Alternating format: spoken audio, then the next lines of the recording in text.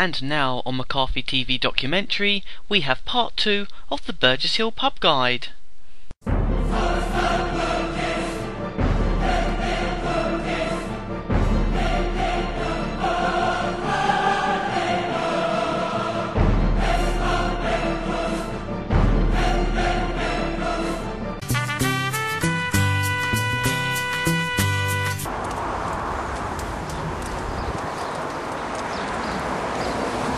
Hello reader, and welcome to the second part of the Burgess Hill Pub Guide, which has come to you like the proverbial sickness in Jacob's post toilet.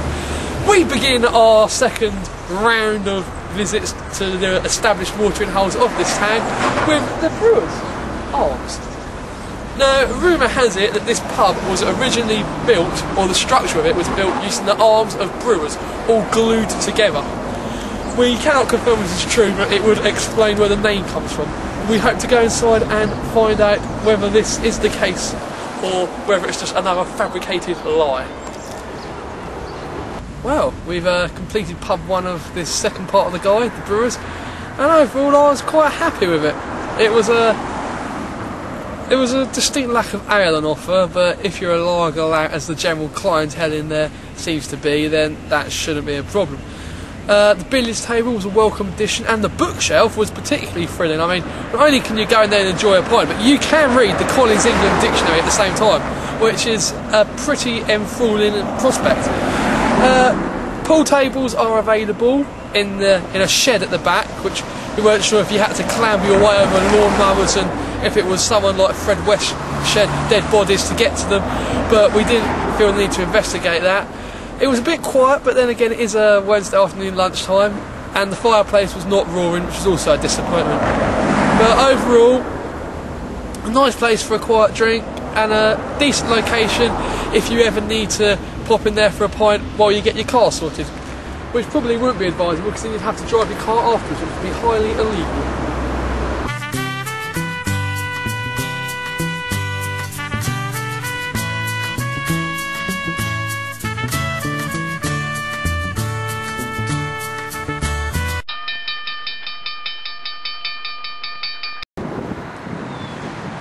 Here we are at the second pub, the Junction. As you can see, it has a lovely salmon-coloured exterior. Perhaps they sell salmon to be eaten. But as for the name of the Junction pub, I mean, I can't possibly work out what it's named after.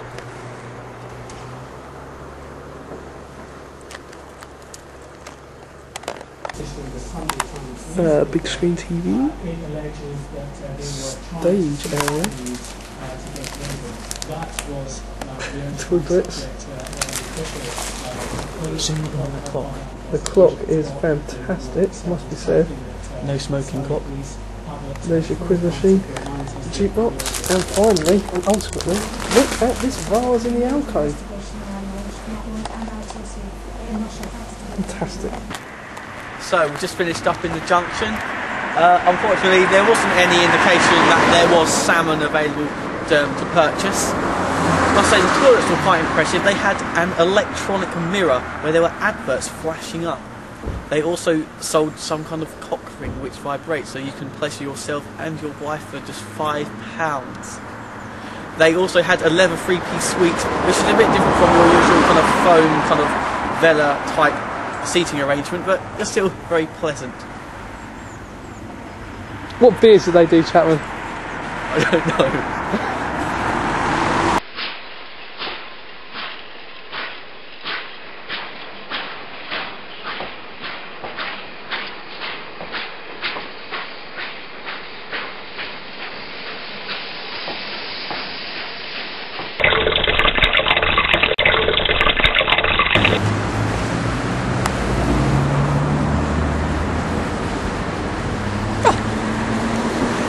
Ladies and gentlemen, we are now outside of the Watermill.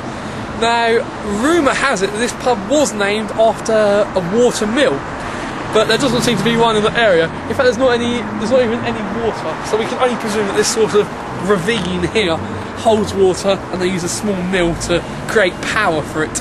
But I'm not sure if that's true. Anyway, this is the only CAMRA, that's Campaign for Real Ale recognised pub on this trip, which means it is packed to the brim with real ales of that sort of substance.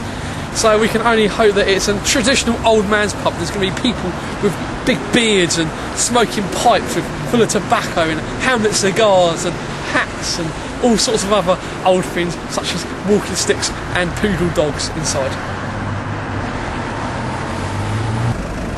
Reasonably happy with that. They've got several ale of white guest ales in there, which was pretty good, and lots of strong beer. I've had a pint of Scrumpy Jack, so that's a positive. Very homely pub actually.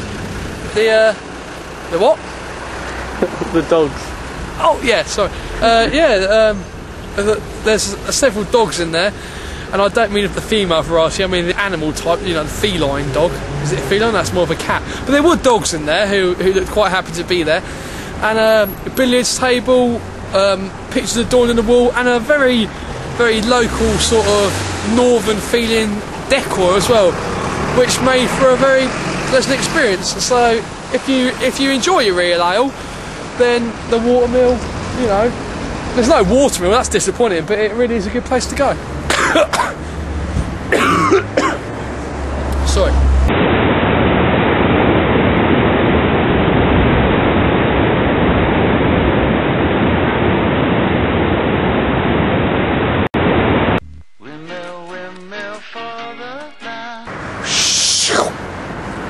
Here we are outside the Windmill pub.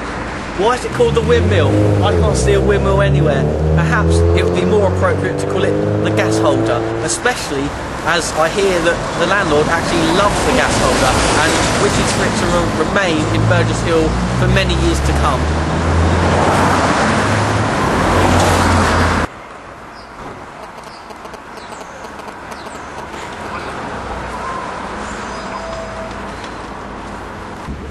Peter has asked me to point out that the car park has not much parking space, despite the fact that I'm pretty confident you could fit a large Eddie Stobart lorry in that space.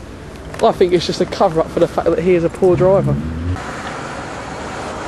So here we are outside in the pub garden of the Windmill. We are currently on the decking area, which is rather splendid, I must say.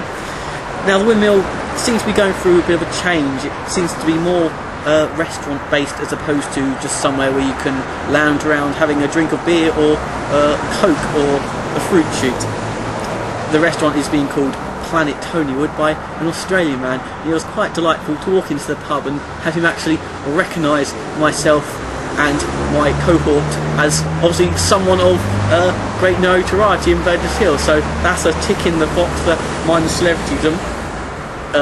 There is a garden over there which has a child's lawnmower and some ride-on toys and some benches.